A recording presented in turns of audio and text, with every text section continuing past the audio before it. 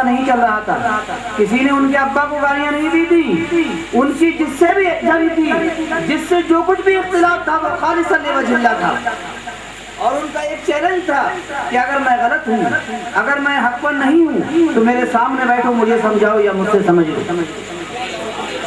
کسی شخص کے حق پر ہونے کے لیے یہی بات کافی ہے، اور ان کا یہ چیلنج تا دم آخر رہا۔ بڑے بڑے سورما اسٹیج پر چڑھے اور انہوں نے تھوک سے مناظر اعظم ہند کو گالیاں تو دی، لیکن مناظر اعظم ہند کی ایک بات کا جواب نہیں دیا۔ حق یہی ہے جس کا جواب کسی سے نہیں بن پاتا، حق وہی ہوتا ہے جس کا جواب کسی سے نہیں بن پاتا۔ نبی کریم صلی اللہ علیہ وسلم نے لا الہ الا اللہ کا پیغام سنایا، اس کلمے کے مقابلے میں ساری دنیا کوئی دوسرا کلمہ نہیں بنا سکتی، حق وہ کلمہ ہوتا ہے جس کا کوئی جواب نہیں ہوتا۔ عزیزان ملت اسلامیہ، جیسے قرآن اترا، قرآن نے چیلنج دیا فَأْتُوا بِسُورَةٍ مِّن مِّثْلِهِ وَادْعُوا شُهَدَاءَكُم مِّن دُونِ اللَّهِ إِن كُنتُمْ صَادِقِينَ، اگر تم سچے ہو تو اس جیسی ایک صورت ہی بنا لاؤ۔ ساری دنیا کو چیلنج تھا اور آج تک چیلنج ہے، اتنا بڑا قرآن، اتنی بڑی کتاب ہے، لیکن قرآن کی ایک چھوٹی سی صورت جیسی بھی کوئی صورت نہیں بنا سکتی۔ حق وہی ہے جس کا کوئی جواب نہیں ہے۔ عزیزان ملت اسلامیہ، حضور مناظر اعظم ہند رحمت اللہ علیہ نے ببانگ جوہر یہ اعلان کیا کہ اگر میں حق پر ہوں، اگر میں ناحق ہوں اور میں حق پر نہیں ہوں، میں غلط کہہ رہا ہوں تو میرے سامنے آؤ، میری بات کا جواب دو اور مجھ سے اپنی بات کا جواب دو۔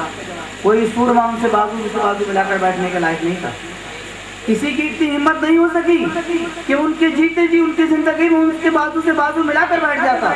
اگر پتہ چل جاتا تھا کہ انتخاب قتیلی اس بستی میں آ گئے ہیں تو وہ بستی چھوڑ کر بھاگ جائے گا۔ اور بے دینوں کا تو یہ عالم تھا، کتنے ہی مناظروں میں نے دیکھا ہے کہ ان کا پیشاب خطا ہو جائے کرتا تھا اسٹیج نام سننے کے بعد میں کہ انتخاب قدیری، انتخاب کہتے ہیں، آپ جانتے ہیں انتخاب کہتے ہیں چناؤ۔ یہ حضرت عبدالقدیر علیہ رحمت و رضوان کا انتخاب تھے، جس میدان میں نکلے وہاں انتخاب نظر آئے، کسی بھی میدان میں آپ لے جائیے، حضور مناظر اعظم ہند کا اپنا کوئی جواب نہیں تھا۔ ہزار اختلافات کے باوجود مخالفین بھی یہ کہتے ہیں کہ سنیت کی پیشانی پر اگر کوئی ناک تھی تو انتخاب قدیر، اس میں کوئی دو رائے نہیں ہے۔ بڑے بڑے میدانوں پر بڑی بڑی جنگوں میں انتخاب قدیر نے سنیت کی لاج رکھی ہے، سنیت کی لاج رکھی۔ ہزاروں اختلافات کے باوجود وہ مناظرے میں خود پڑھتے تھے جب سنیت کی کوئی بات آتی۔ بڑے بڑے سورما جن کے نام کے ساتھ میں بڑے بڑے لمبے لیول لگے ہوئے ہوتے ہیں، اگر آپ نام ان کا لینا چاہیں تو 5 منٹ تک آپ ان کے القابات پڑھیں گے، اس کے بعد میں آپ نام لیں گے۔ لیکن جب مناظرے کا موقع آتا تو پیر دکھائے جایا کرتے تھے اور یہی کہا کرتے تھے انتخاب سے جا کر ملنا۔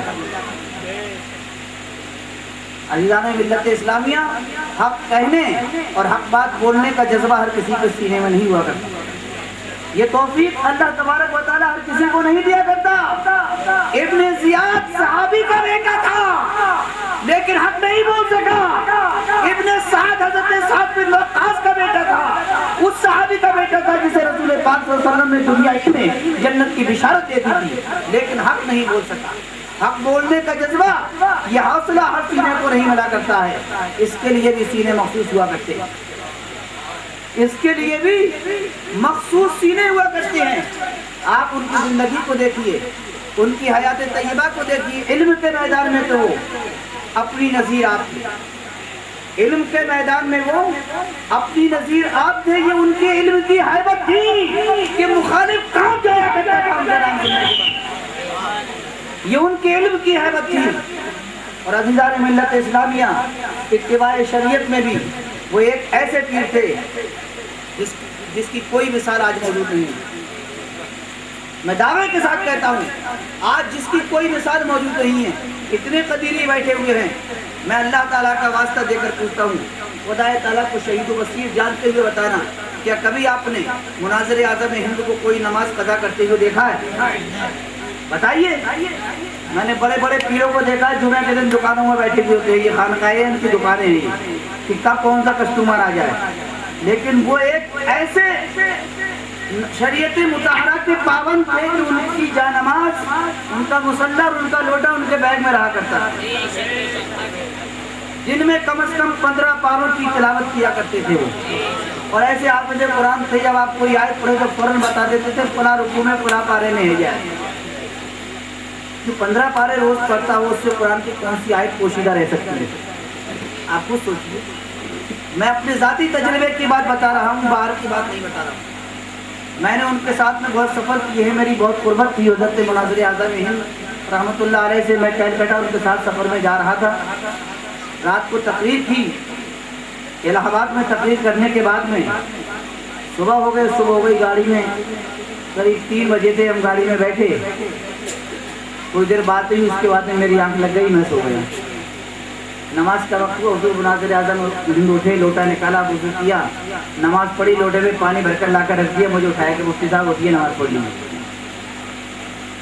آپ دیکھیے سفر میں حضر میں کوئی موقع ان کا ایسا نہیں تھا کہ ان کی نماز میں نے قضا ہوتی دیکھی. کبھی میں نے ایسا نہیں دیکھا، کبھی ایسا نہیں دیکھا. پیروں کے گھر کی عورتیں بے پردہ پھرا کرتی ہیں. کوئی قدیری یہ بتا دے کہ ہم نے ان کی بیوی کو کبھی دیکھا ہو؟ اماں کو کوئی بتا دے. میں مسلسل وہاں رہا ہوں مراد آباد شریف میں. میں قدیریہ میں مفتی تھا، اس دور کی بات بتا رہا ہوں آپ کو. میں نے کبھی ان کے کسی بچی کو نہیں دیکھا. یہ ان کے گھر کے پردے کا عالم تھا. تو جو پیر، جو مولوی، جو عالم اپنے گھر میں خود اپنے آپ پر شریعت کا نفاذ نہ کر سکے، وہ قوم کو شریعت کیسے کھائے گا؟ پہلے اپنی زندگی پر اس کا نفاذ کیا جاتا ہے، اس کے بعد میں دوسرے پر وہ شریعت لاگو کی جاتی ہے. انہوں نے سب سے پہلے اپنے گھر میں شریعت کو لاگو کیا. ان کا کوئی بچہ بے نمازی نہیں، ان کا کوئی بچہ ایسا نہیں جو حافظ قرآن نہ ہو، ان کا کوئی بچہ ایسا نہیں جو عالم دین نہ ہو. عزیزان ملت اسلامیہ، ان کا کوئی بچہ ایسا نہیں جو بے عمل ہو. یہ سب کیا ہے؟ جب بچہ گھر میں باپ کو نماز پڑھتے ہوئے دیکھتا ہے تو بیٹا بھی نماز پڑھتا ہے. جب بیٹی ماں کو نماز پڑھتے ہوئے دیکھتی ہے تو بیٹی بھی نماز پڑھتی ہے. جب ماں قرآن پڑھتی ہے تو بیٹی بھی قرآن پڑھتی ہے. جب ماں فلم دیکھے گی تو بیٹی 2، جب ماں ایک فلم دیکھے گی تو بیٹی 2 دیکھے گی. جب ماں ایک ناٹک دیکھے گی تو بیٹی 2 ناٹک دیکھے گی. جب باپ ایک ٹائم کی چھوڑے گا تو بیٹا 4 ٹائم کی چھوڑے گا. عزیزان ملت اسلامیہ، لیکن جو باپ رات بھر عبادت کرتا ہو اس کی اولاد پر کیا اثر پڑے گا؟ اس کی بیوی پر کیا اثر پڑے گا؟ عزیزان ملت اسلامیہ، ان کی زندگی اسلام کے سانچے میں اٹھی ہوئی ایک زندگی تھی. سیرت رسول اگر دیکھنا چاہتے ہیں تو آپ مناظر اعظم ہند رحمۃ اللہ علیہ کی زندگی میں دیکھیں. عزیزان ملت اسلامیہ،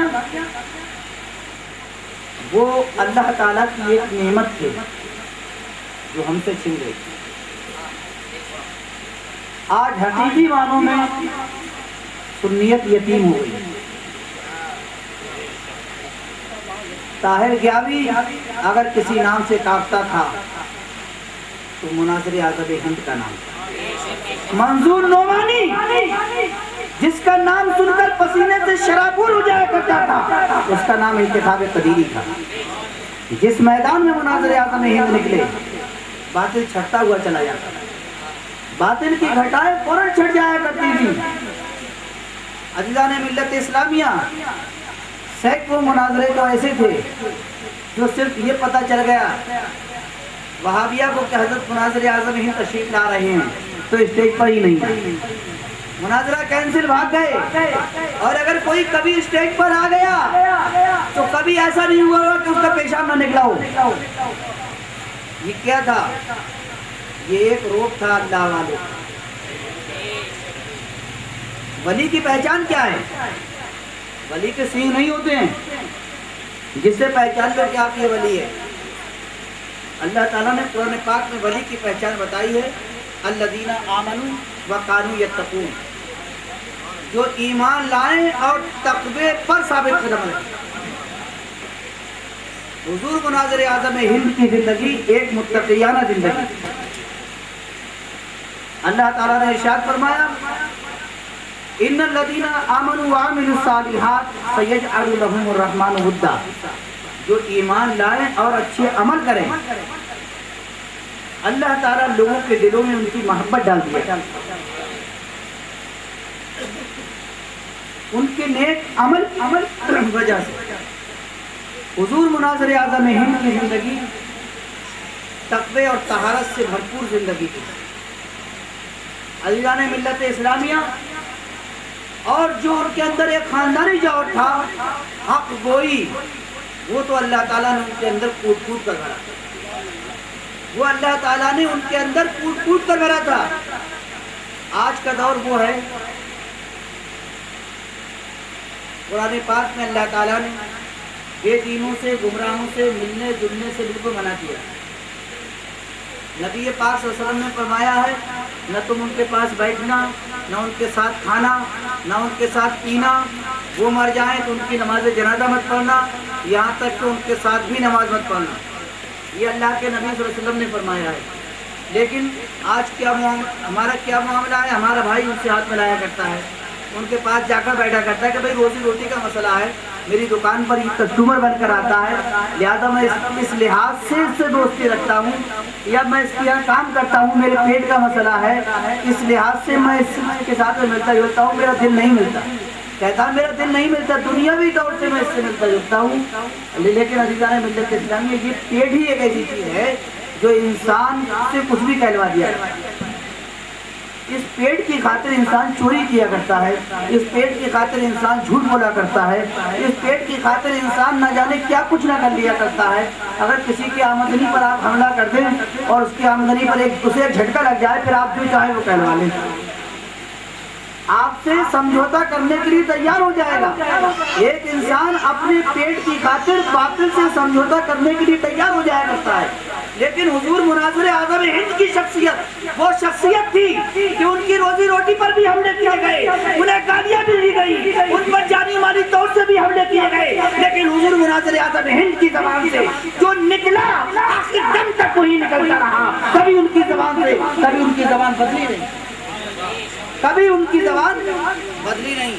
بڑے بڑے سورما ان کے سامنے بات کرنے کے لیے آئے. عزیزان ملت اسلامیہ،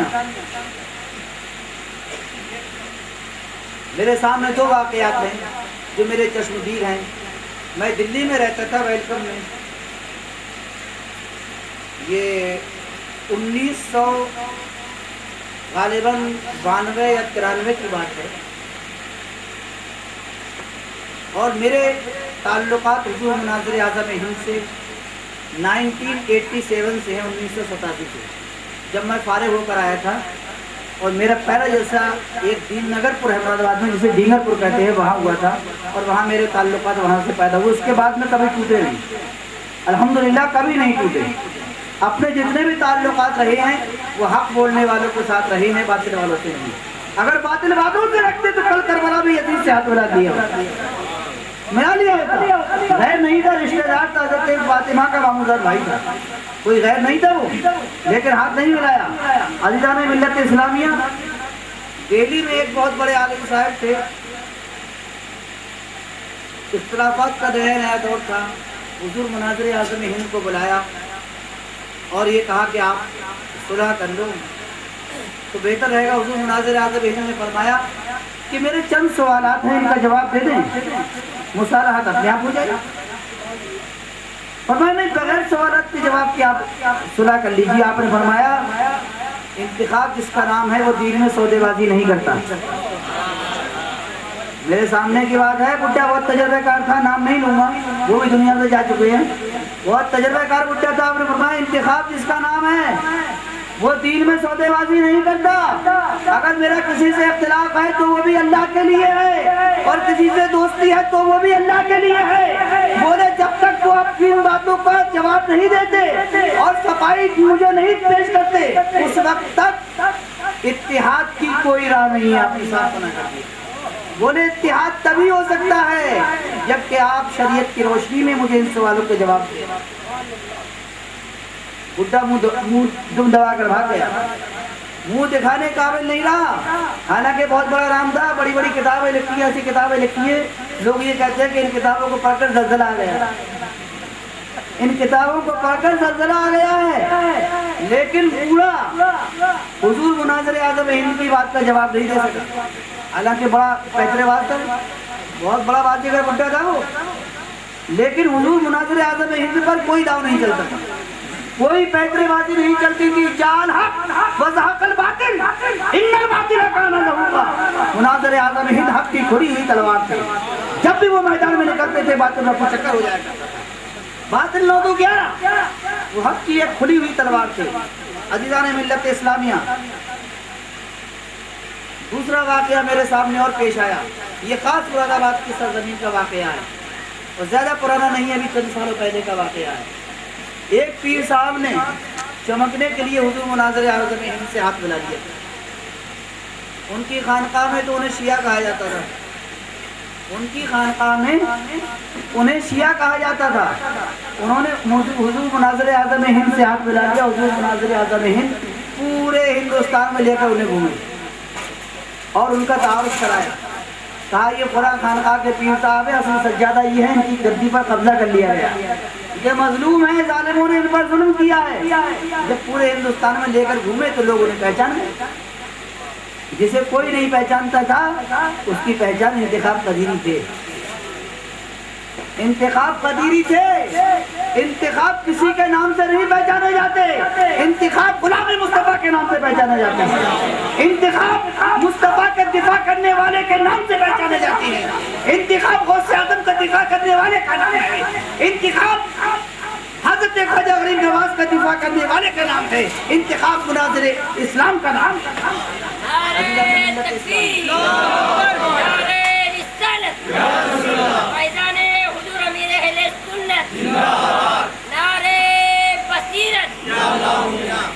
इंतखाब सुन्नियत के मुहाफिज का नाम है।